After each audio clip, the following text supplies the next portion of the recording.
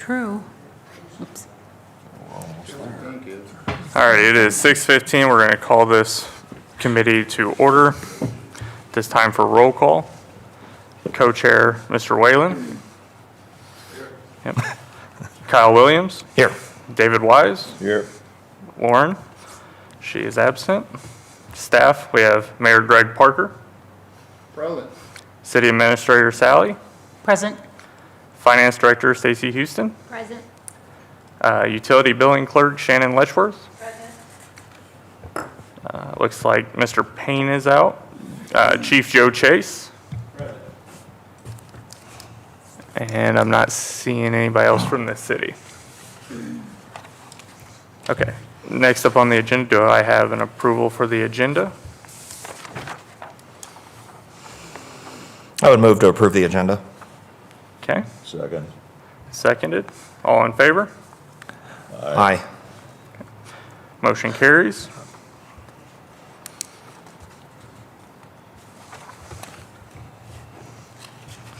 Okay, next up on the agenda is public comments. Do we have anybody sign up? No one signed up. Okay. Next up would be the approval of the minutes. And those are in your printed packet. Do I have a motion for the approval of the minutes?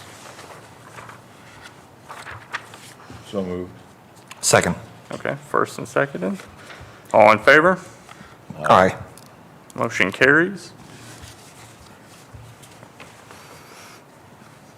So for the report from the chairman, I've been working with the city staff in regards to some of the future projects we have on the utility side about getting a clear map for our future projects.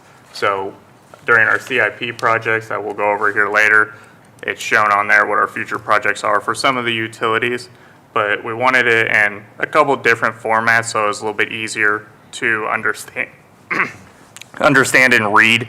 So maybe not so much an Excel document, not so much just in PDF format, but maybe even a timeline.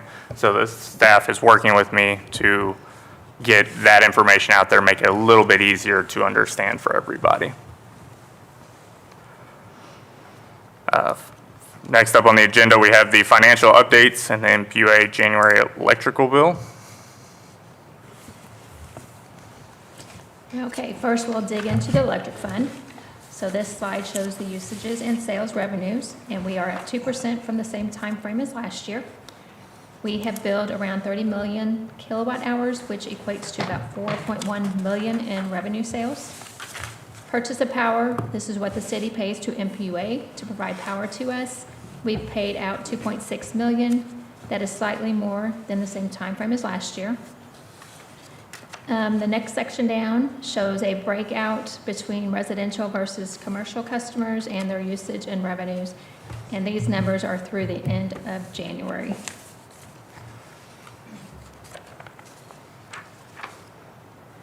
Okay, any questions on that slide? Just a quick one. These are done to the end of January, right? So that's 7 months of the, Yes. okay. So 58, 58%. 58%, thank you. So ahead on revenue, behind on purchase. Okay, and this is electric fund summary.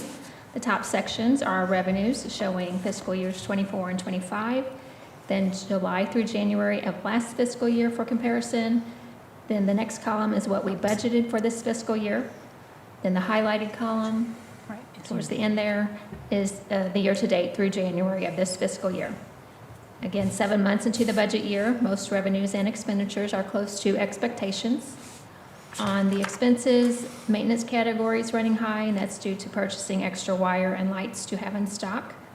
So total revenues are 4.4 million, while overall expenditures are at 3.6 million.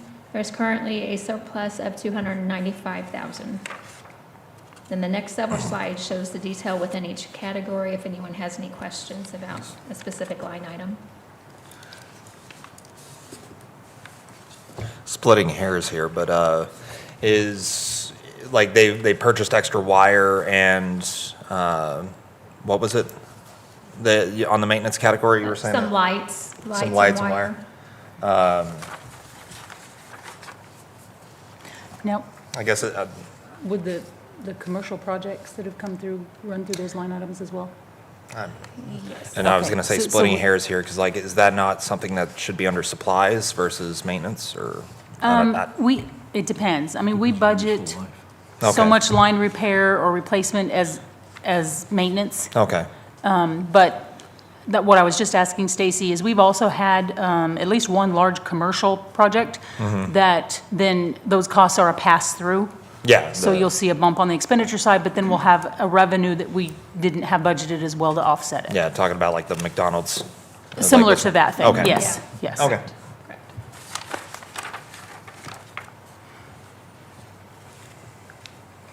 Okay, next slide. The detail slide? Does anyone have Were any there- questions were on the there other- details? Yeah, other questions?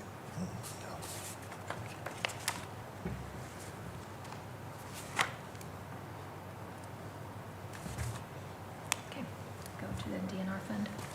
Okay. I should have written those numbers down.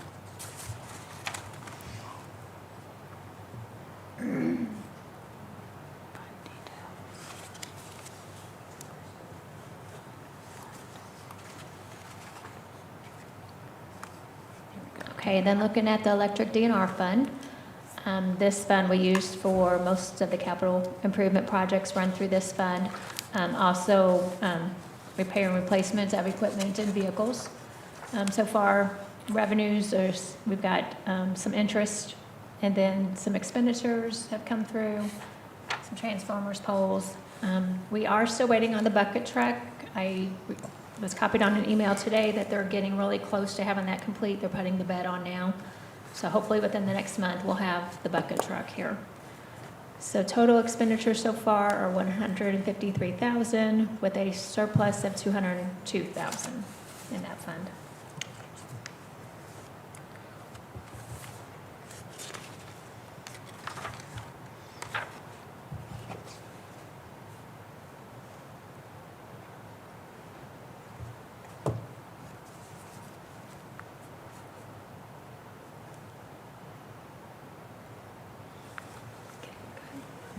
Are you guys good? Yeah, fine. All right. Okay, then this slide shows, the top section shows year-to-date numbers for all three electric funds, their beginning balances, and then their ending balance as of January 31st. Then the bottom half is what we have budgeted for this fiscal year. Okay, and that completes the electric fund, if anyone has any questions. Okay, reserve. I'm sorry. Nothing. Okay, go ahead. No. Okay, so looking into the water fund, usages are running about the same as they were this same time frame as last year. Sales revenues are up quite a bit from the same time frame as last year. This is due to the rate increase that went into effect, I believe it was in July. We have billed around 74 million gallons, which equates to around 692,000 in revenue sales. Then the bottom section there breaks down the residential versus commercial customers and their usage and revenues.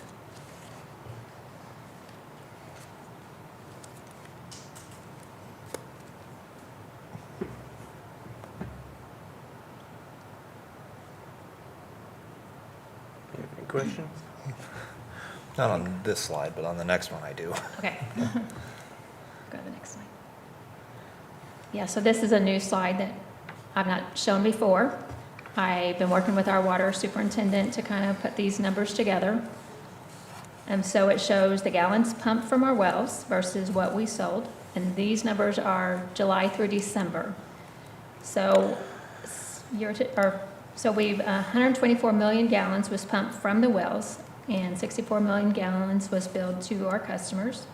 Then it shows a breakdown of the known contributors for the differences. It calculates down to 14.4% water that is not accounted for. I talked to Chris, and he says that according to Missouri DNR, 14 to 16% is considered a good acceptable average. 11% would be ideal. That's the goal. Yeah. Either that or below that threshold. Correct. Right. So the thing I have, leaks, 40 million? Like, is that like across like all of Salem and leaks accounted for, like All known leaks. all known So, leaks? Missouri Rural Water has calculations that you can, if you know the size of the leak, like diameter size, then you can do calculations on how much water that leak should have wasted, I guess, for lack of a better word. And so it's using those recommended calculations to determine those gallons. And so that's where that comes from. There are standard recommended calculations for those.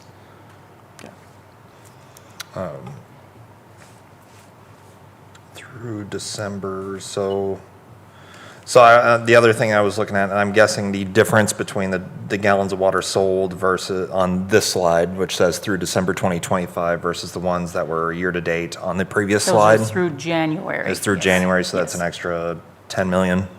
So, okay. That was the other, I was just making sure. It still seems like a lot for leaks. It happens quickly. I mean,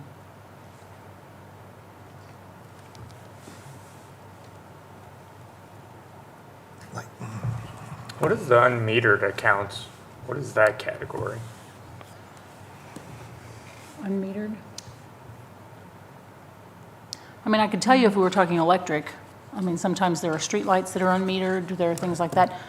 Well, I was thinking like, was it like the agricultural fill-up points maybe? But But we have the seems water like a really salesman for that. even number. Internal, are you talking about the internal or just the unmetered? Okay, 250,000. I don't know off the top of my head. Yeah, same. I'd have to ask Chris what those are. Okay. Is that where they come and fill up Fill up what? like people that deliver water out in the county? No, normally they run through a metered, either a hydrant meter off of a fire hydrant, or they run through the water salesman. But does that, we don't bill those, so that may not be into We, our maybe, sold gallons. but it still dispenses in gallons, and it's, the volume, the cost is so much per gallon. I'm just wondering if that's why they're not like full. Maybe. Yeah, we'll have to get clarification from Yeah. Chris on that. thank you. I have one more question about the leaks number, because I account for about 10,000 of that. I had my own leak, but even at and I had a modest leak of like one toilet, Right. going for whatever, and I know a bunch of other people have leaks as well. But my question would be that still seems like a lot. Do we have accountability for those leaks when it comes to how are we accounting for those leaks? Like, in my opinion, so I had to say, hey, here's my normal usage, Right. and here's the approximate leak that I had, whenever I Right. used the insurance, right? Right. Or the leak loss protection. Right. So that was accounted for 10,000 there. Do we have an account of how much that was used? And I know that's kind of getting really, How much what was used? how much the leak loss protection, is that part of that number? Like, when we look at how much, Yeah, that wouldn't be divided out. okay. Now, I'm just that trying to get my including head house around the leaks, leaks or is here. that It including, seems, like, No, main- this is just this is like mainline leaks. oh, water mainline breaks. leaks, so, Yes. okay. So it's Not not- on the No, customer not on ends the or customer anything side. like that, This is- okay. Yeah, out on the street. Okay, yeah, and so, and again, that's part of why that number's so much larger. When you have a mainline break, it's not like you're Yeah, leaking it toilet or a pours, 2-inch pours, line. yeah, It's gonna be anywhere Okay. from a 4 to a 8-inch line. And so that's gonna push a lot more water on a break. okay. Okay, And unfortunately, a lot of times on those leaks, yeah. they've gotta go for a while before anybody notices them. yeah, I understand. Because, yeah, you've gotta have the geyser You coming have up to out of, have, yes, they're all underground. so- right. So, I mean, unfortunately, that's the case. Okay. So. Next. Yeah. Any more questions? Yeah.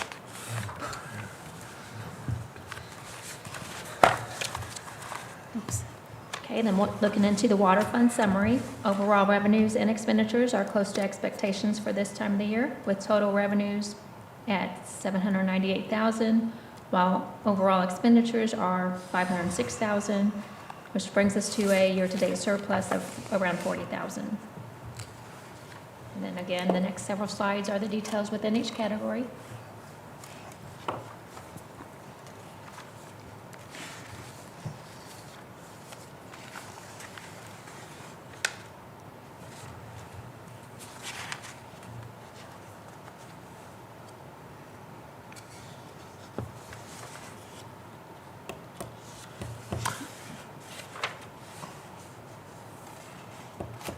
Yeah, let us know if there's anything you want to see in the more detail up there.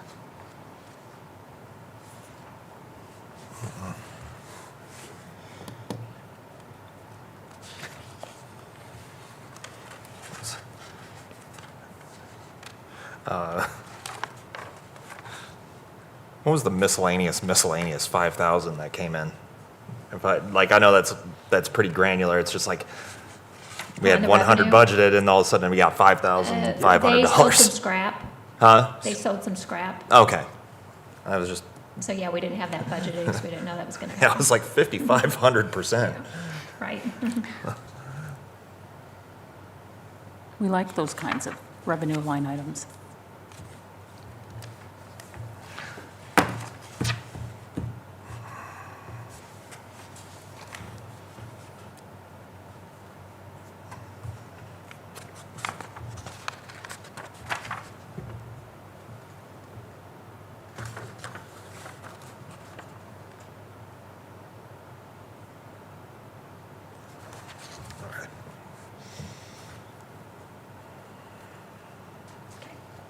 Moving on. Okay.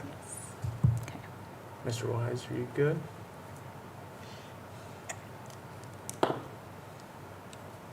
Okay, and this is the water DNR fund. Again, this covers most of our capital improvement purchases. Revenues so far have included grant revenues and bank interest and a insurance reimbursement for totaling $1.3 million. We currently have a grant for the lead service line inventory and a grant for the new well and tower that is currently under construction. Both of these projects have to be completed by end of December or sometime in December. The expenditures report are for the grants totaling $1.3 million. Then we have $251,000 of a budgeted transfer into this fund from the operating fund. This is resulting to a surplus of around $258,000.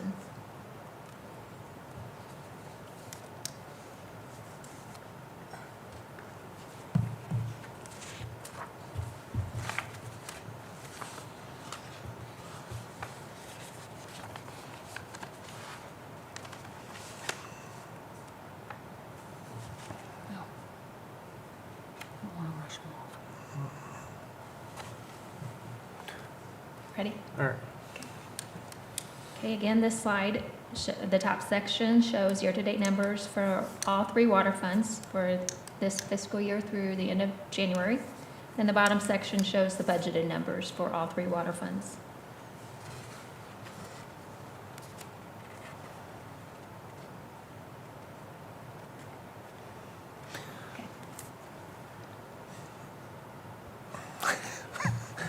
Sorry. Do you have a question? The reserves, they're 25% according, that we're supposed to, like on the water 25% reserve fund? We're Of supposed to prior have, year fund, Operating expenditures. yeah, prior year fund operating, okay.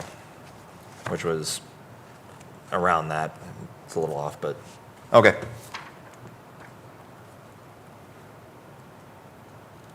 okay, looking into the sewer fund, usages are running about 3% more than last year. Sales revenues are up quite a bit from the same time frame as last year. This is due to the rate increase that went into effect in July. We have billed around 69 million gallons, which equates to around 924,000 in revenue sales. Where are you at there? 69 million gallons. Yeah, the very top number. Right, oh, okay, you're still right there, okay. Sorry.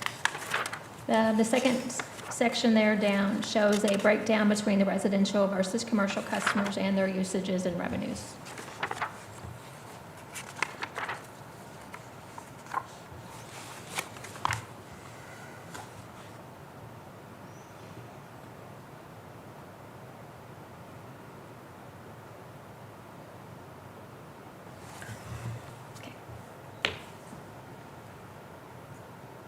then looking at the sewer fund summary, total revenues year-to-date for the sewer fund are $955,000, while overall expenditures are $743,000.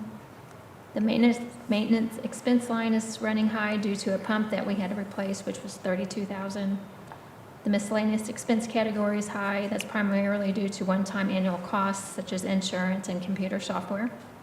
The current year-to-date surplus is $160,000.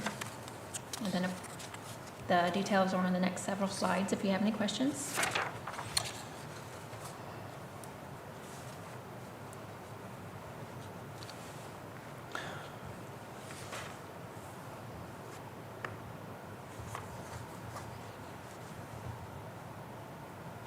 We're getting a lot more customers on the sewer side. I see a lot of connection fees on the revenue side. So if you look at the sewer revenues, In we the had detail? Yeah, in the details, we had 1,000 budgeted, and I'm seeing 4,600 for Yeah. connections. Is that Is that- 2 customers maybe? Yeah. That seems like a lot for customers, but, I don't have details on Okay. that, sorry. no, it's okay. Yeah, so that's any new builds or, Yeah, that would be for new construction. And so, I don't remember what those fees are, do you? 2,000 per connection. yeah. so Oh, it's- okay. So it's, so that's 2 customers, it's not. Okay. I was wondering, I was thinking if it was like $100, we had 46 Right. connections, I'm like, whoa. I knew it, I wasn't sure how much, but I knew it was Yeah. 1 or That's 2,000. $2,000 to get a new sewer connection to a house? Yeah. Okay. Well, it's a tap on the main sewer line, and so Okay. it's, and then we run it, on our lines, we'll run it 5 foot inside the property line. So usually when we do that install, we also put a clean out in. Yeah, And so, yeah, with the materials, man hours, equipment, all of it, yeah. okay.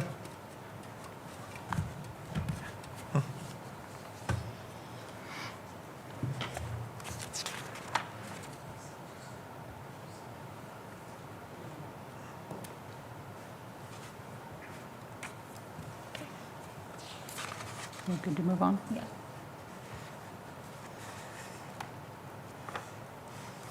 I've really got to start marking these. Okay, the sewer DNR fund. Revenues so far have included grant revenues and bank interest totaling $1.5 million. As you are all aware of, we do have that grant for $5 million that covers the 2A project that is currently under construction. We've had expenditures of $1.6 million for the sewer upgrades, leaving a surplus of around $1,000.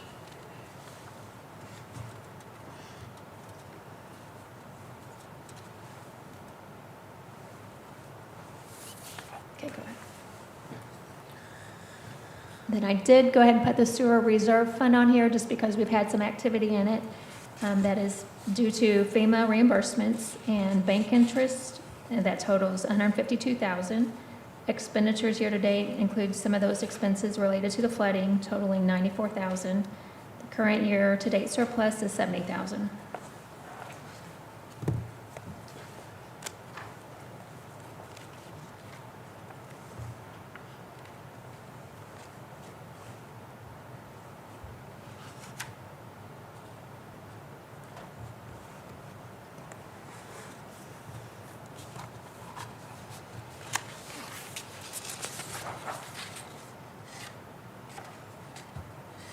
Okay, and then again, this is the year-to-date totals for all 3 sewer funds. The top section is the ending balances as of January 31st, and the bottom section is our budgeted numbers for this fiscal year.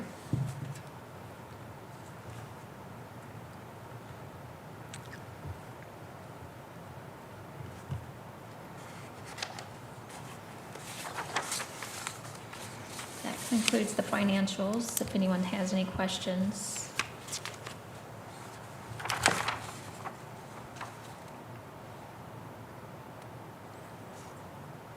Do you have any Move on to- additional questions for it?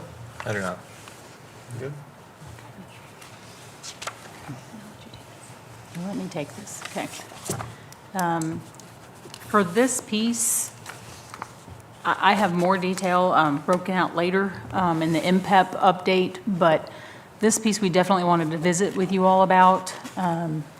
So the cold snap that we had here just a couple weeks ago, Winter Storm Fern, this memo was sent from MPUA. So MPEP, as we've talked about, our power purchase pool that we're a member of through MPUA. During that cold snap, so the good news is that we did not set a new peak for the community. So we won't have that ongoing increased expense for a new demand, higher demand. But because of how cold it was and the demand for power nationwide during that cold snap, we did incur extra expenses simply for the cost of power.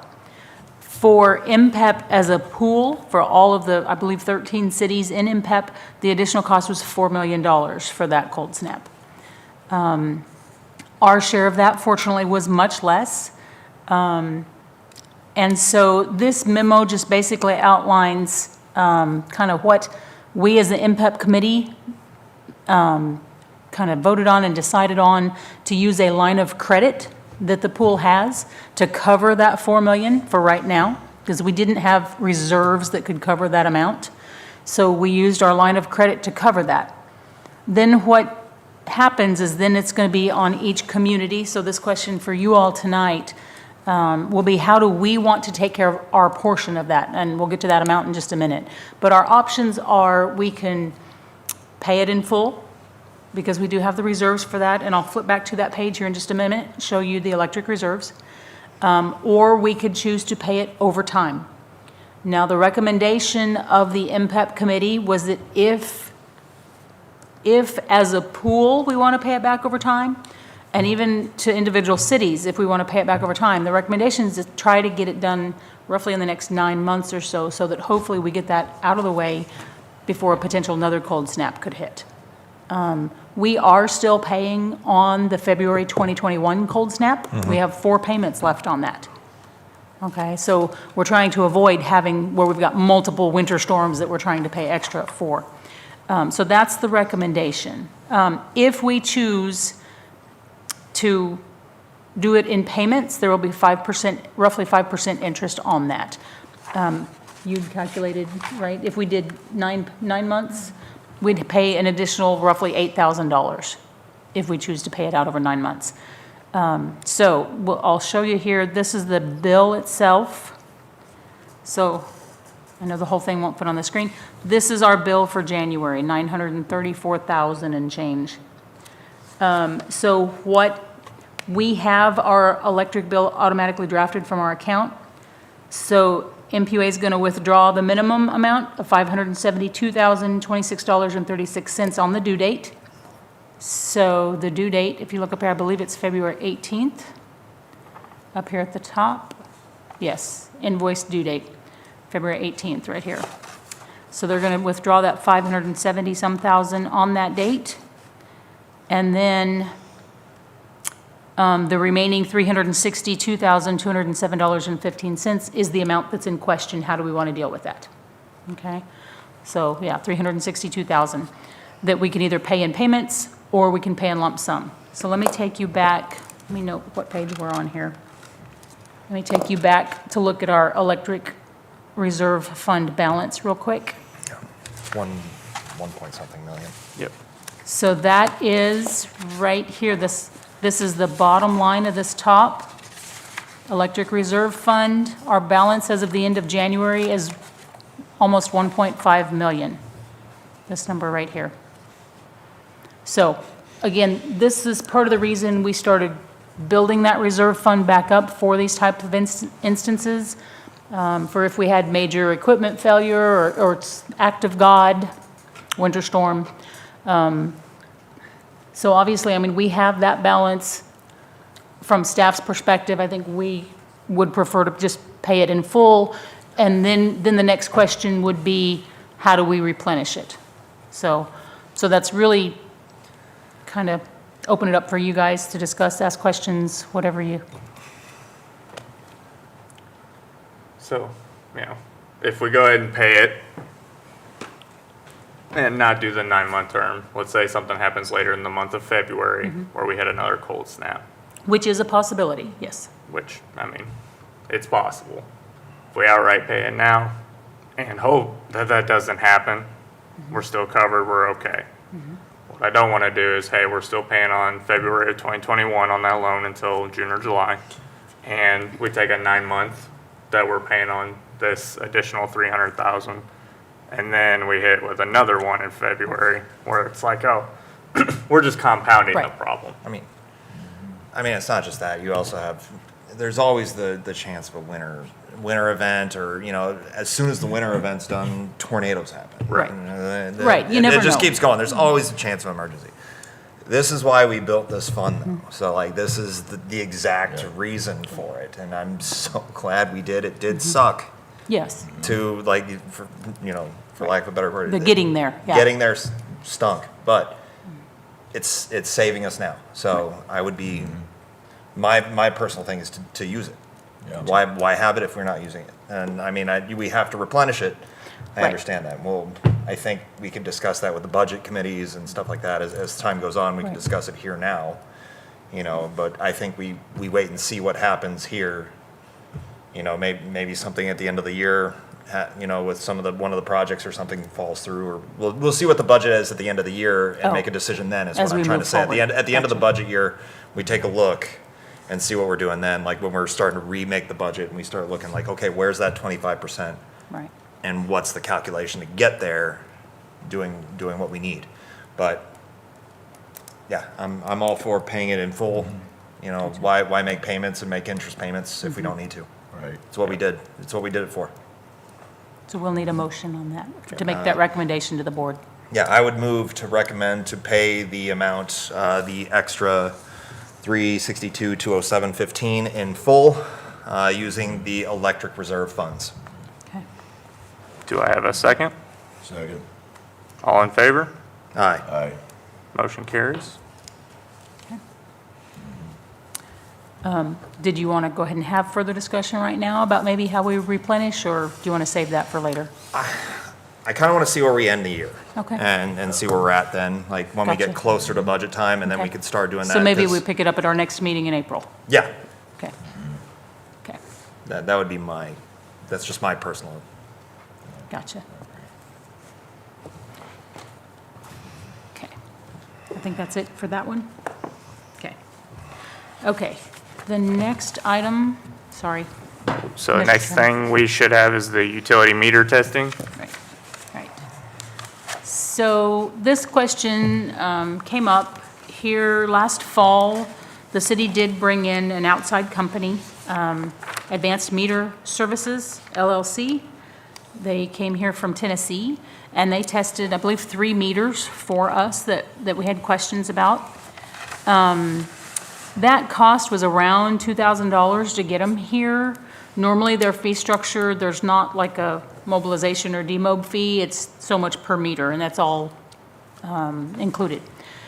So, of course, this prompted the question. In the past, we have currently, in our utility policies, a section that talks about testing of water meters. And so I'm gonna move forward to this next document. Oh, nope, it's not in there. My apologies. We have in there for testing of water meters where, for bench testing of meters, we pass on to the customer if the meter tests correct. So if it's accurate, there's a $90 fee that gets passed on to the customer. If one were to test inaccurate, then there wouldn't be a fee charged to the customer, and we would adjust their bill accordingly. On electric meters, though, it just hadn't come up prior to that time. So we didn't have a provision in our policies. So I wanted to open the discussion, and honestly, staff's not asking for a recommendation tonight. We want to have some discussion with you all, and then think about it, and we revisit it in April, and hopefully maybe have a decision at that point. So one option could be to simply pass on the cost to customers if they request their meter be tested. That's going to be about $2,000. Okay.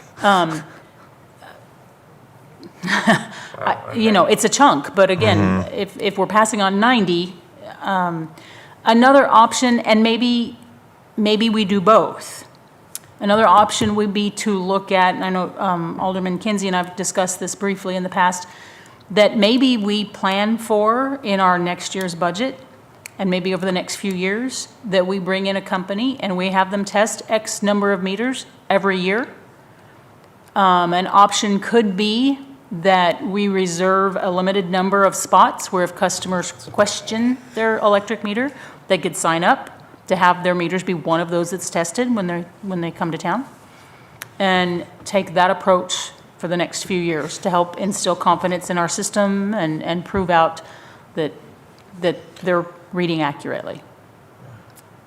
So that was kind of my thought for this, was if we did it overarching, where we say, hey, we're going to test X amount every year or every other year, we'll hold a reserve for people that are like, hey, I'm concerned about my bill, it doesn't make sense. Right. You know, can I have my meter tested? So we'll have slots available for that potentially, and go down that path. The downside to that is it's not going to be immediate when a customer may have a question, Right. so. And that's Or why I we said could do maybe both. both. Yeah, that's why I said maybe both is the So answer. like, let's say I have a situation right now where I'm like, hey, I can't wait for, you guys to test in 2027. I'd like to get mine tested. Right. Have a policy there available to where I still can get mine tested in the event of. What are your guys' thoughts on it?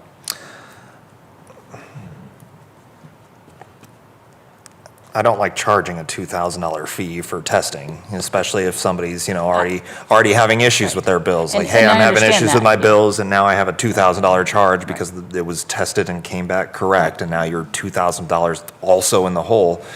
You're just, you're not going to squeeze anything out of that. Right. Like, that's just But going to hurt. At the same time, if we had 10 customers come forward who individually wanted their meters tested at different times of the year, when we brought someone in, that's $20,000. Yeah, so. So I mean, neither one of them is really an ideal situation. So- Yeah. The limited number of spots is just a fine medium, I think, there, saying, hey, we can budget for that, have them come out at once and then test them. But, if the meter is wrong and it's reading wrong for, okay, Right. well, it's going to be 6 months until we get your meter tested. I think we need an option to say, like, well, you could do this. Is there a way that we could have, and I'm just kind of thinking off the cuff here, I haven't really, if somebody called in their own, I know you have a company out of Tennessee or something, but Right. is there nobody more local that can test meters? We have a lot of electricians and a lot of people that can do that kind of stuff. We reached out to several companies Okay. when we were looking to have these tested last fall. Yeah, The other companies were significantly more expensive. cool. Yeah. We went ahead and we asked them, kind of anticipating this type of situation, we asked the company that came here and did testing if they would give us a quote. Now granted, this was last fall. Sure. Obviously, if we move forward, it would need to be refreshed and may not be the same. But in order to come back and do a testing of 25 commercial meters, CT-rated meters, Okay. and 285 residential meters. Okay. Significant That's a numbers. lot. Okay. Well, but we have 20. I understand. I you know what I mean, understand. 2,600 Yeah, or a something? lot, yeah. That would be just under $12,000, like 11,900 and some, to do that many meters. Yeah, and they would just come in, do them all at once, and then. Yes, yes. And it'd probably be double that likely if they wanted to do it. Because now I'm sitting here thinking like, well, if somebody has Right. a problem with their meter and, our Right. budget is in, December or something, they're coming in September, and they have like, oh, my thing's screwed up in December. They have to, Gotcha. like, But by comparison, what I started to say, so this Yeah. company quoted us just under 12,000 to do that many meters. Sure. Similar number of meters from another company, the quote was over 26,000. Yep. So there's a significant price difference. I'm just trying to think of a way not to have the big gap in Right. the time frame there if we did decide to, because I like the option of having the signups and having like, oh, do you not believe this? Like Mm-hmm. Right. you're like, I like that idea because having somebody come through and I also think like if the customer wanted to pay it for a pass-through and say like, well, I want it now, maybe we have that as an option. You know, you could present two, well, we can get them here next month. It's gonna cost you $2,000. Right. Or you can wait, Right. because, Yeah, so she's not saying it's either or. yeah, I right? know. We That's what I'm saying. You can maneuver this. And I was wondering where I was kind of going with this is, and it would be more expensive to budget for, but if we have them come out twice a year or something like that. I don't want to do it every quarter because that's going to just balloon, Yeah. into a $50,000 expense probably if we do it every 3 months. Oh, goodness, yes. Yeah, that's what I mean. Like, Because I bet you a portion of what they offered to do that for is because of the traveling costs too. Right, right. yeah, that, So, Yeah, I mean, this was kind of do, the minimum they were talking about. gotcha. yeah, recently had the company test 3 meters in town. The cost was roughly $2,000. And that's $2,000 for the 3 meters, you said. And like, I mean, I can give you. I would also be interested in see how many people are requesting their meters to be Right. tested as well. If it does come down to like 3 meters, maybe we do, hey, you come 3 times a year, $6,000 to test those 9 meters per year. It depends on how many people are wanting their meters reread. Right now, I don't know We how many. don't have, I know we don't have a policy now, but like, well, no, but I mean, we've not had a ton of requests for yeah, it. so like, yeah, and that's why I'm saying, like, Right. we don't need them to budget for, I know they're gonna come out and they say we can do 258 or something like that. And that seems like a good possible opportunity to get a third, to make sure our meters are reading correctly. Right. If we wanted to do so many every, And that was- because yeah. if you budgeted that and they go out and test 250, that in 10 years, we could test all of them, essentially. So And- that would and be a maintenance thing that you Part could of check. this But too is that some states require that the electric meters be tested on a regular basis. Yeah, I've heard everything from every 3 years to every year. yeah, And now currently Missouri okay. doesn't have a requirement. yeah. So, so again, I just felt like maybe this was a best practice that some others are doing, and thought it was worth considering. Now, I can break it down. This company, like I said, with the more favorable quote, they broke it down, the CT-rated commercial, larger commercial meters at $160 apiece for testing, and then the residential were $28 apiece for testing. But that's when they're already here. Right. Do you know what I mean? Yeah, the big cost for bringing them here this fall was because there was only 3 of them.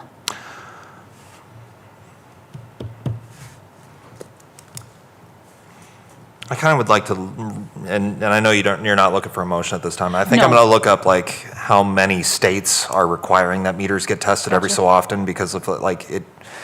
I don't really feel like adding another $12,000 to the utility budget. That Gotcha. like And if that's certainly a if we don't consideration. need to, Yes. if we could even slim that down to like, okay, well we have a problem with like maybe 3 meters a year, or 9 meters. We could have them come out twice a year and check those problematic meters. Okay? Or we could have them test all of them over 10 years. But I don't really want to add another budget item right now on that aspect, on the utility side. That's the only thing I have. Okay. I'm just thinking out loud. You're fine. And I mean, Because if it's like 50 or like 48 or 40 states or something like that, that are, you have to Right. test your meters every 3 years.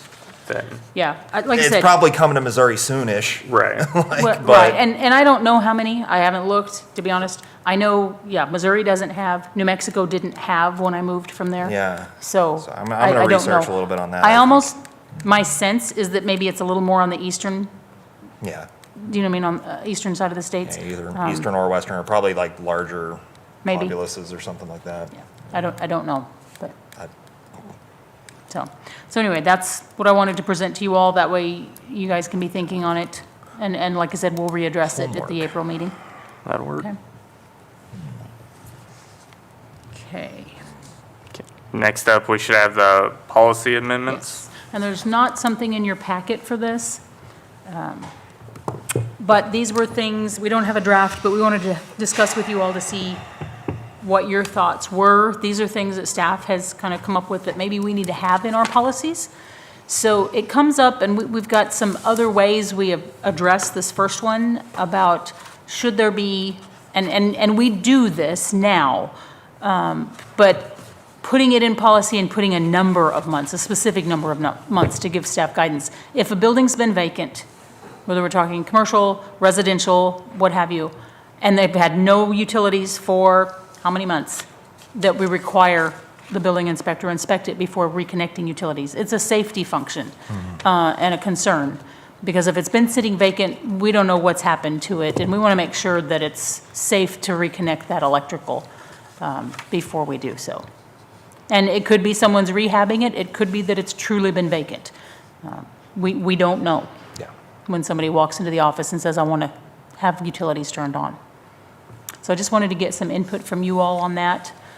Again, I want input from you, and then I can bring back a draft policy for Yeah, it. Is that a building inspection by the city inspector? Yes. Okay. Yes.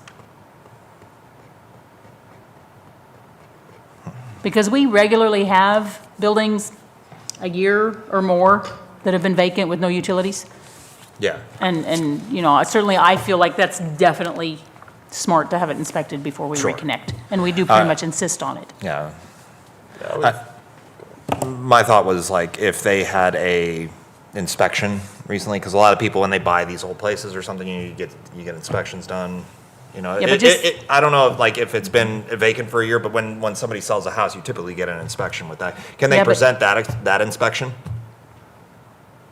I don't know. I mean, what are your thoughts on that?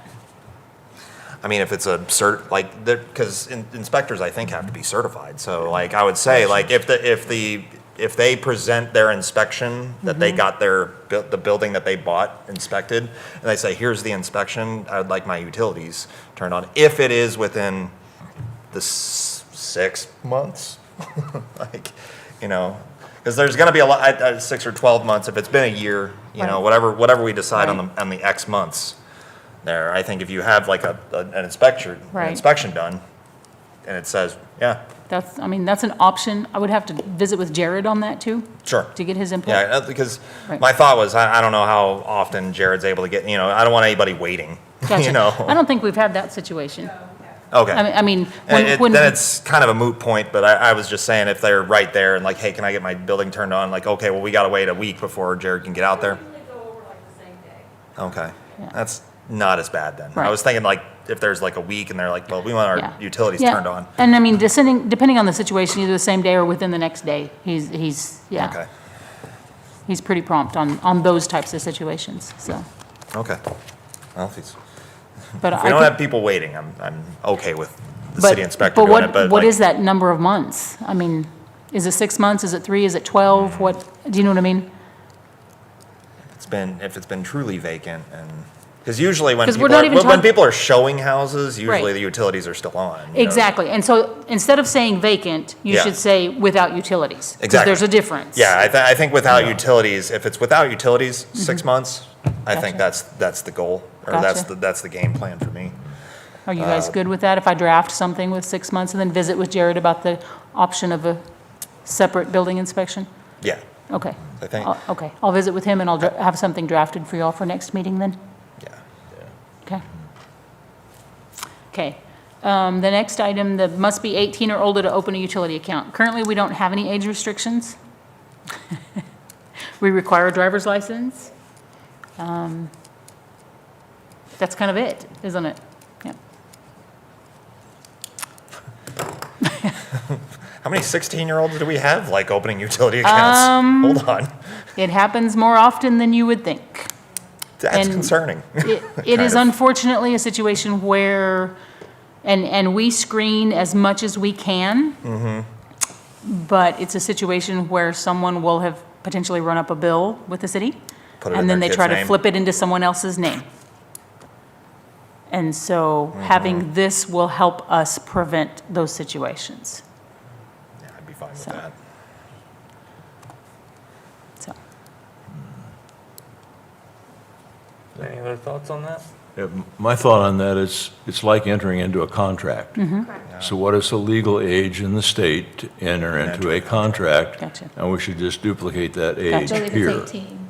Yeah. It's 18. Yeah. Yeah. Okay. Yeah, and again, Wild. the thinking is we Something need to I've get never it in thought of. policy so that we have it for staff to fall back on, Okay, so, So we're good with the 18. I think so. okay. All right, we'll do the same, then we'll get it drafted into an actual policy and bring it back. Thank you. So the next thing on the agenda we have is the royalty and marketing agreement for service line. Give me just a second here. Yep.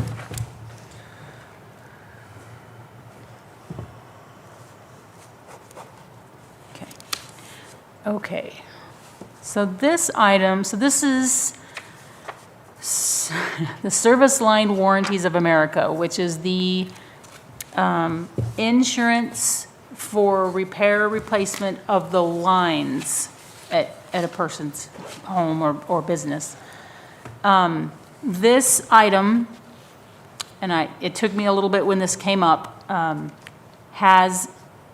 it gets confusing. Let me back up. The serve line, which is the piece that's on utility bills, okay, for customers who chose to keep it. It had an option where the city could have an extra so much added on, and that would go to the city. We opted not to do that. I mean, unanimously with both utility committee and with Board of Aldermen at that time. So that's serve line. That's the bill protection. This is the line protection. The separate insurance policies don't have anything to do with your utility bills. You opt into this. They have a royalty, that's part of the contract in here, a royalty for use of our marketing, so the city's logo. Okay, let me find the royalty piece.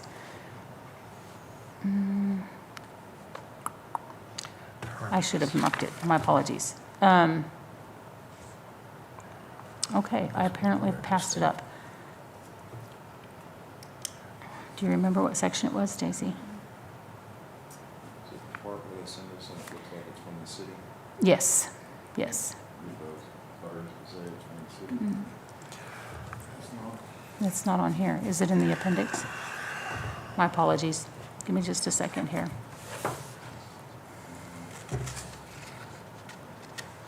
So the difference here is that this royalty is, again, for use of the city's good name, is how that's worded, basically. It is 50 cents per policy, here it is, per month. So item 2, license fee, okay, that's for using our marketing. 50 cents per product for each month that a product is enforced for a property owner and for which payment is received by the company, aggregated and paid annually for use of the city logo and name on letterhead, advertising, signature line, and marketing materials. I've read through this. Stacy's looked at it. This is not something extra that's tacked on. Okay, whereas the serve line, if we'd gone that route, would have been an extra tacked on charge to the customer. So this is not an extra fee that's tacked on to the customer, but it is sent to the city, that 50 cents. So we were notified late last week that first check, they were ready to cut that first check. I had completely forgotten about this piece of it. Okay. So that first check is almost $6,500. It's $6,489.73, okay, for that first year of the program. So I wanted to bring it to you. I immediately emailed back and questioned the folks at Service Line Warranties. I was like, whoa, wait a minute, I thought we opted out of this. And they're like, no, this is the other agreement. And I'm like, okay. So here are some options. So we have the $6,500 roughly that's coming to the city. The options they got back to me when I said, hey, I don't remember this. They said if the city prefers not to receive it, we can amend the agreement with them. And they just won't send us a check. Doesn't change how much the customers are charged, doesn't change any of that. They say that sometimes some other cities have chosen to donate the funds to charity or a local nonprofit, so that's an option. I had come up with another idea, and it's just an idea, so take it for what it's worth, okay? When I looked at our codes for the utility committee. One of the things this committee in code is tasked with is looking at conservation programs. Okay? It's not really something we've talked about. And so the thought occurred to me that what if we used this 6,500 to set aside, so to speak, for a water conservation program? Something along the lines of, if you're, not for new construction, because you're not reducing any usage with new construction, but if you're rehabbing, remodeling, replacing fixtures in your home, that if you chose a certain set of products, you could get a rebate, a percentage or something, whatever you all recommended to the board and the board approved. And we use that 6,500 for that, that would end up as a credit onto the customer's bill. Okay? Now, instead of recreating or creating a program that doesn't exist, the EPA already has a program called the WaterSense program. And they have, and actually I will pull it up if you'll bear with me for just a moment, they already have identified products and fixtures. And they are available on their website. Water efficiency. Let's see, search products. Oops, not partner, forgive me. So they already have identified a whole set of fixtures, appliances. You'll see here toilets, bathroom sinks, faucets, accessories, shower heads, flushing urinals, flush meter valve toilets, irrigation controllers. They have sprinkler heads for systems. So, I mean, they already have a large number. And when you look at any one of these, we'll just look at toilets here real quick. You can do a search for a specific brand, or if you look here, like, let me see if I can show you that. So right here is a brand. Here's the model number. They've got it all listed out. All of these are approved by EPA as WaterSense products. So we could use this that EPA already has, publish this website, and if somebody brings in a receipt for something that's already on the EPA's list, then it qualifies as a water-saving device, and we issue the rebate.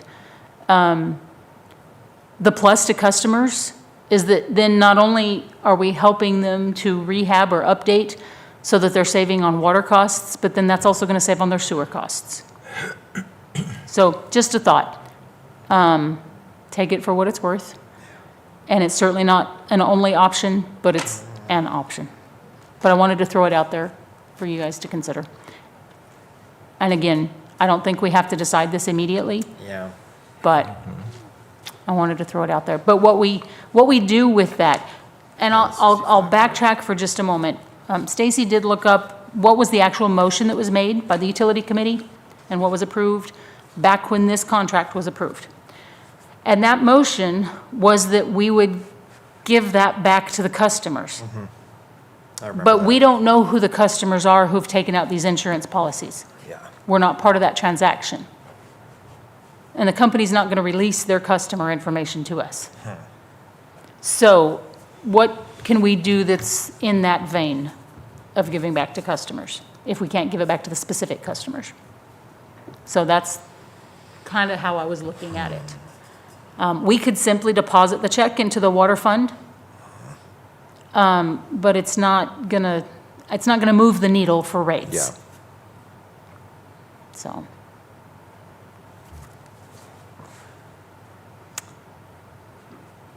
What are your thoughts? I don't know. I think this is gonna, the people that are getting, the people that have these WaterSense are going to get these WaterSense things, and I like the idea of using it to conserve water, that kind of thing. It's just kind of like an unthought of revenue that I'm, Right, yeah, we weren't anticipating it, it wasn't, yeah, I'm not, like, when you mentioned something about, like, others have donated it to charity and stuff like that, we have a lot of needy people here too. So We do. I'm trying to think of, like, how to help the needy water customers that have issues and things like that, so I'm trying to think of ways, but off the cuff, I don't have an idea yet. right. It's something And I'd have again, to I mean, mill we around don't, and think about. yeah, we don't It's have like, to have a what- decision tonight. Yeah, it's just, I know people struggle with like water and sewer, especially with ours, because we do have a high Right. sewer because of an Right. issue with, you know, the EPA and all the sewer upgrades, so Right. it's a tough thing. I know there's people out there that have issues, like, because we have Right. high water and sewer, and it's like, how do we help the least for it with it? Because if we have this, Right, it's not a huge tool, but it is something. right, So I don't know how to do that yet. right. No, I understand that. But I at least wanted to introduce the ideas. The other thing, when I was thinking about this, and I visited with Stacy and with Shannon about it, this, because EPA already has these, if we just use their pre-approved Yeah. list, it has to be on this list. That makes it a lot easier for staff. And so Yeah. really, it's no different than doing a sewer adjustment after someone's had a water leak. You just bring in your receipt where you've either paid for the parts or paid a plumber to fix it. You would bring in your receipt for your product. Do you know what I mean? And Yeah, I like that idea as well, where it's like, hey, you know, Right. you're conserving water, it means we're using Right. less water Right, and everything else. It's a good effort. I like water conservation in general. I know Right. we have plenty of water, but right, right. But it would be a benefit to the customer. Right. So, you So know, anyway. it's along that line of what it was originally for, so right. I'm just milling it in my head. Okay, So can we add this to the April meeting Absolutely. as well as a reminder? And if, you know, additional ideas come up or other topics come up for this, we can Right. address them at that time as well. right.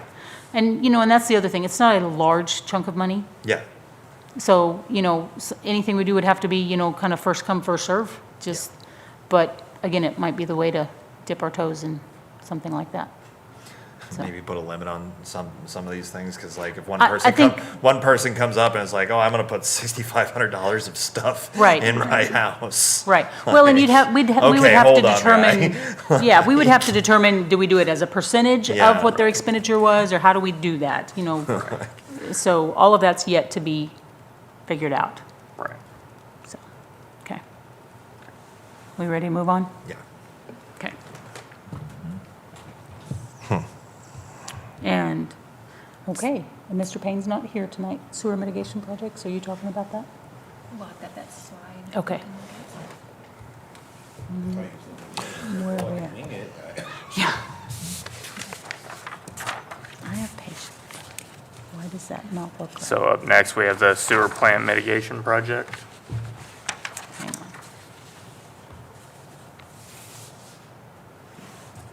Okay. Okay, so I have updated this slide from our last meeting.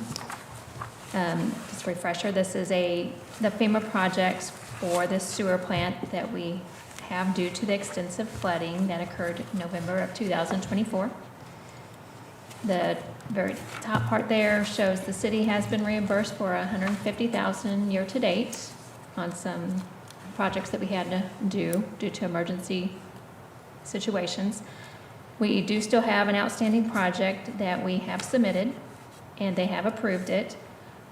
It's to replace an aerator panel, some fencing, and 5 electrical panels. To repair back to pre-disaster with no mitigation done, the cost is $250,000. We are reimbursed $75,000, or 75%, which is $188,000. The cost to the city is $63,000.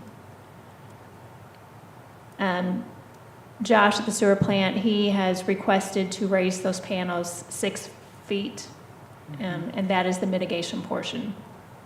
So it's an extra cost. So the cost, instead of being $250,000, would be $305,000. The reimbursement amount is $229,000, which is the 75%. So the cost to the city would be $76,000. So either we would pay the $76,000 or the $63,000. So an extra $14,000, we get the 5 panels raised 6 foot, just in case of this flooding event happens again. Yeah. Yeah, and we got confused about this last time. I rewatched everything, and it Yes. was like, we're already in for 62.5. Right. We Right. have to do that. That was the Correct. last time we got confused about Correct. that. Yes. It's just, do we want to add the extra Yes. 14 Right. to FEMA do the 6 foot? FEMA did approve approved the mitigation. FEMA did piece. approve the Yes. mitigation? Yes. We Okay. did, on our last meeting, we did have an extra piece for mitigation in Right. there, which was to build a Berm? wall. Yeah, some kind of a wall, a concrete They've not wall or approved something. that. We still have to get some permitting and something from the engineering. So they've taken that project out for Right. now until we can come up with that, Yeah. those items. Or if we want to move forward with it. Correct.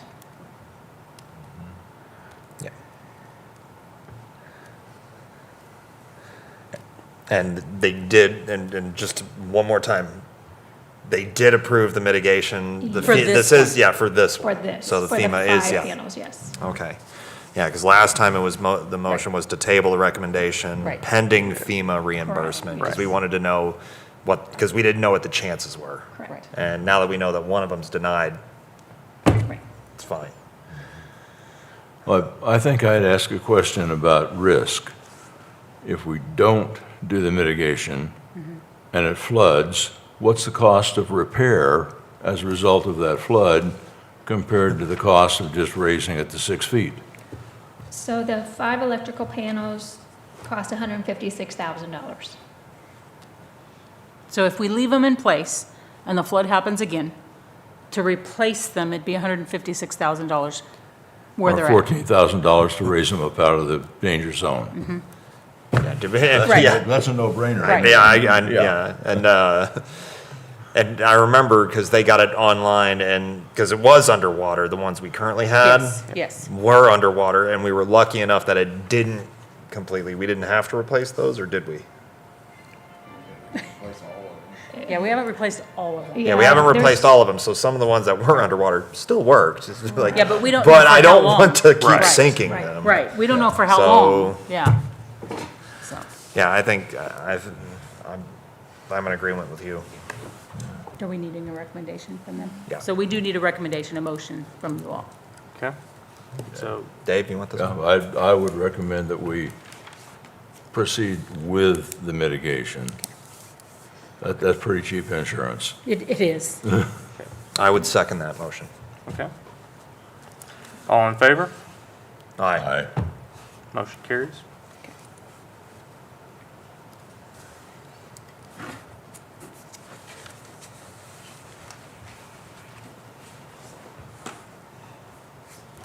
Okay, next up, we have the water tower maintenance contract. Yes, so just a quick update. We did visit with them in December.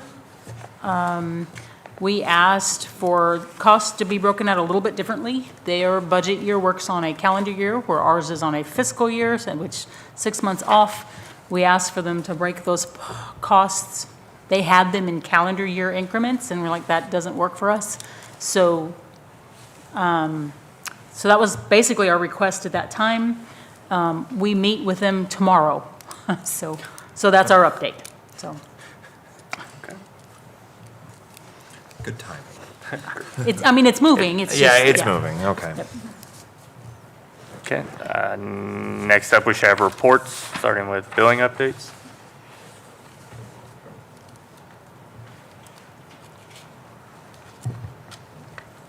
So our water department has been going out and they're still replacing modules. So far this week, they've replaced 80 modules at people's houses. And so they're going to continue to make progress. They're going to go out again tomorrow. So we're trying to get it done as fast as we can. It was cold there for a while, so they didn't go out and do it in the cold, but it's warmer now. So they've been trying to go out like every day and replace these so we can get them done. And then, this last month, we sent out 2,329 bills in the mail, and then we emailed 352 bills. That's all I have. Do you have any questions? Any questions? Thank you. Okay. Next up, we have the annual net metering report. Yes. Okay, so the net metering report, I did deliver this report to the Board of Aldermen last night. It is required by state statute that I give at least the Board of Aldermen this report once a year, but I feel like it's appropriate to share with you all as well. So net metering, this refers to solar customers. So in this report, we need to list out all of our customers who have solar systems that feed back into our system, so customers A, B, and C. Next column is the installed capacity of their individual systems. The next column is how many kilowatt hours did we sell to them? And the last one is how many kilowatt hours did they place on our system? And then, of course, you see the totals there at the bottom. The total energy we received from those solar systems was 14,663 kilowatt hours. So,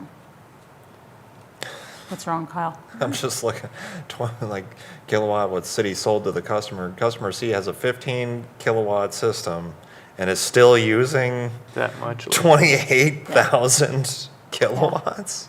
And that's, you know, when I mean, we- I'm not, No. nothing on them. I'm just saying, man, that's high.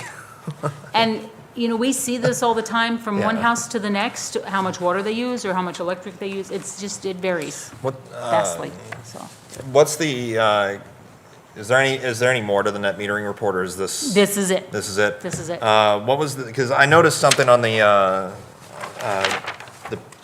what was it, the MPUA, what we talked about before with the, Where we talked about the what?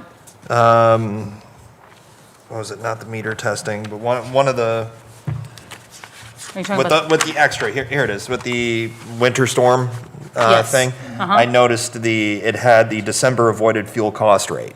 Yes. Yes. Do you know what our avoided fuel cost rate is right We now? go with the actual avoided fuel cost rate that's Ac- on those invoices each month. That's on these invoices, So so it they- changes every month. Okay. Yep. Is it usually, okay. Yep. And then these customers, we have one who requested they want to see it so we do a spreadsheet for each customer, and we maintain it through the year. And we have one that wants it every month. The Yeah. others receive it once a year, that we print out the spreadsheet and send it to them. And so it gives them a month by month, how much they put on the system, how much they used, all of that, as well as what their avoided fuel cost rate was. We use that spreadsheet to also determine how much that solar credit is based on what they put on our system. Okay, So, cool. Okay? Okay.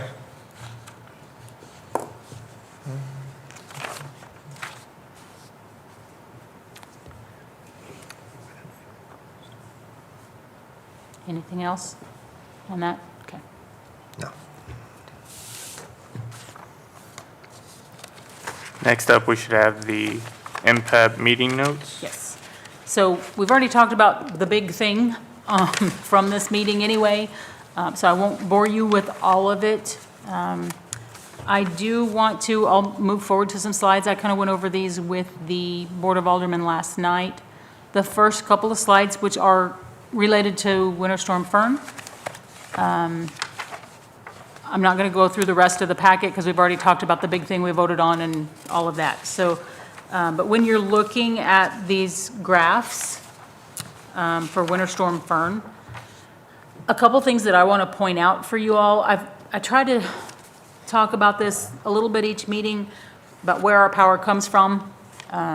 So you'll see the bar graphs, they kind of have three colors. There's like a reddish orange on the bottom, purple in the middle, and kind of a blue-green at the top, the bar graphs themselves.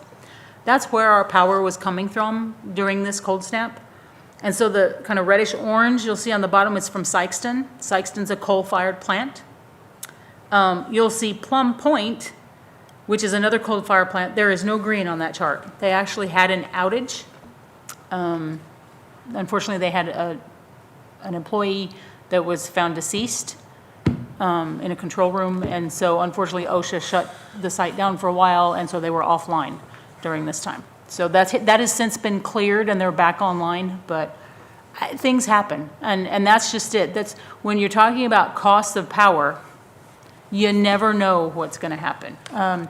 Dogwood, the purple, that is a natural gas-fired plant. And then the blue is AECI, so that's Associated Electric Cooperatives. So we do have a contract where we purchase power through them. It's normally a last resort because it's a higher cost than our other options. You know, in the past, we've talked about the move that MPEP has taken in purchasing ownership shares. We have ownership shares in Plum Point and in Dogwood. So that's just a quick, we have other stuff we're working on, but we have actual ownership shares in those two facilities right now. So on this graph, the little blue triangles, kind of the highest across the top, are what they anticipated to be happening during Fern. The dark blue line, that is MISO and what actually happened. So MISO, and forgive me because I don't remember the exact acronym for MISO, it is a transmission association. So it's they regulate the electricity that goes through their lines. It's a transmission authority is what it is. They serve more to the northern part of Missouri. We have a small portion of our power that comes through MISO, and what dictates that is where the generation is in relation to us. So SPP, you'll see is kind of the gold line. That's another transmission. Southwest Power Pool, even though it says Power Pool, they are a transmission authority also. So our power comes through 3 different transmission entities when it gets to us. It comes through MISO, it comes through SPP, and it comes through AECI because they have their own transmission as well. So just kind of background, not directly related to Winter Storm Fern, but background about how our power gets to us. And when the bill that's in there that has for Winter Storm Fern, you'll see there's a transmission from Show Me Power. We get billed for use of their lines as well. So every different transmission authority, there's another fee for using their lines, kind of like a toll road. So anyway, moving on, this just talks about the things we've already talked about. This is gas prices and what was happening during Fern. They were originally estimating gas prices, well, they were estimating electric prices could hit as high as 500 a megawatt during Fern. In comparison, Uri, which was the February 2021 event, hit only $30 a megawatt. So the fact that we have as small a bill as we have for this event, I feel like we're fortunate. So anyway, this, like I said, just goes over what we've already talked about and the motion that actually was made during our MPEP meeting. So, like I said, those are the big things that I wanted to share with you, and we've already kind of covered them, so I won't bore you with the rest of it. The entire agenda packet is in your packet for your review, and if you have questions, please let me know. Okay.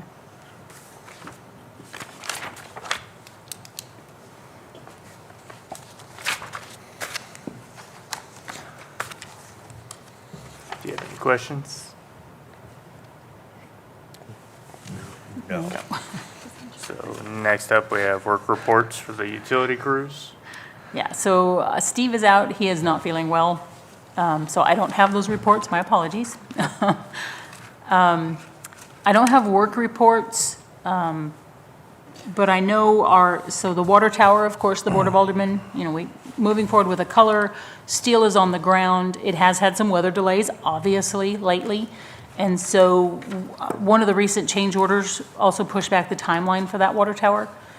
And so we're looking at August, July? I think the end of July for completion at this point. We were originally hoping April, but it's pushing it back to July at this point. And that's relevant because as we're talking about that water tower maintenance program with Viking Tower or Viking Tank, that means then the rehab of the industrial park water tower, like I said, we can't start that until after the new one is up and filled and operational. Right. So that pushes that back a little bit. So Okay. I think that's all I have at the moment. Next up, we should have the utilities CIP. And you do have that in your packet. I don't have any real updates. If anyone has questions on how anything that's on the CIP for this year is progressing, I would be happy to answer, or to the best of my abilities, answer and find the full details for you. So, and then again, this is right now a static document. So just a reminder of the projects that we do have planned this year and moving forward.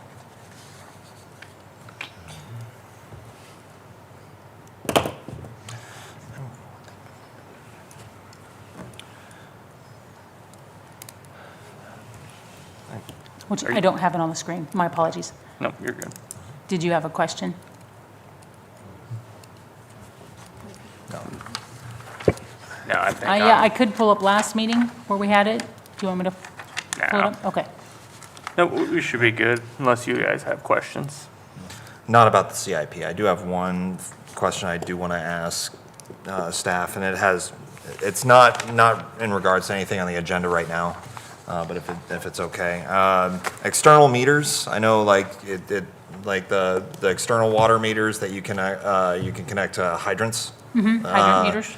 Yeah, how many of those do we have? Do we know? Is there, I know that's probably a question for Payne or somebody. Is there a way I could get because I've been walking around town asking a couple people like, you know, what, and I've been asked about external meters. There's a couple of people that have been that's been an issue, like trying to get them. Oh, Yeah, like they say, like the city never has these things. And I've had my Okay, hold neighbor on, hold actually on. approach me recently. hydrant meters or faucet meters? I think hydrant meters. Hydrant meters are what would attach to a fire hydrant. A or okay, probably the Faucet faucet one. meters. Yeah, ones that you can come, I remember we had a policy that we talked about, we, maybe last year that we came in and talked about that, and we updated that policy about renting and like Right. deposits and stuff like And that. so this last You don't year, pay the sewer for that part of the water. Yeah. Yeah. yeah, this last year, we actually asked our water department to make up some more of those for us. Uh-huh. And they did. Did we run out again this summer, the last summer? Yeah, no, We did? usually do. Okay. Yeah, and that's why I was asking, like, or that's what, I got some comments from people when I was walking around town, like, hey, I'm never able to get one of these. Okay. You know, is there a way we can get these, Gotcha. you know, and take a look? So if it seems like it was a common thing, I think of like the 30 people I talked to, like 5 of them had that issue. I was like, okay. that's I thought you were going to say I was 30 like, had that issue. I was like, really? No, like Okay. 5, like of the people I talked to, but like that's still like, still Gotcha. like Okay. whatever Good 5 divided by percentage. 30, yeah, that's still whatever 5 divided by 30% Okay. is, but it seemed like it was a common issue. Gotcha. So it was just something I wanted to bring up here because like it seemed to be an issue that Right. was talked about. So, I mean, we can certainly talk with the water department and have them make up some more. Mm-hmm. Yeah, I mean, the I only just other know thing we that could do. season's coming up because people are Right. going to be asking about it because like Right. not only, Right. you know, we're getting into spring, people are going to be watering gardens, people are going to be Right. filling pools in the summertime and everything else. so. Right. Yeah, the other thing that we do have an ongoing issue with is getting people to return those. Yeah, and And- I think we talked about We that. did. And the reason it's important they return them, those get knocked about way more than the height, the meter that's on your house that I'm never sure. gets, do you know what I mean? They get knocked about, people take them, it's in their car, that, who knows what happens. Yeah. So we want to get those back so our guys can bench test them and make sure that they're still accurate before we reissue them the next year. So that is still an issue, Okay. getting them back in. But we can certainly talk to the guys about making up some more. Sure. The only other thing, I don't know if we want to start like a list, if somebody comes in, like a reservation list, where they can, There you go. Yeah, 'cause they have to check it out. no, I know they do, but if they come in and we're out, what do we do? Let us have to call back or Yeah. come check back with us. Okay, Yeah, because we Can we get a notification list made? don't get more in until like almost the end of the season. Yeah, I was gonna say, people keep them, gotcha. yeah. So, Just something I was hearing. so. gotcha. Like I said, I know we've made an effort to increase the number of those we had Okay. the last year or so. So, I Yeah, that's believe what I so. remember. Yeah, we talked about it so long ago. $100, I think. Yeah. That may reduce the desire for them as well. I don't know. Possibly. Yeah. It was just something I heard, so. Gotcha. I wanted to bring Okay. it up here. Okay. Any other questions? Nope. Do you have a motion for adjournment? I would move to adjourn. Okay, do I have a second? Second. All in favor? Aye. Aye. Motion carries. Thank you guys for coming out. Thanks.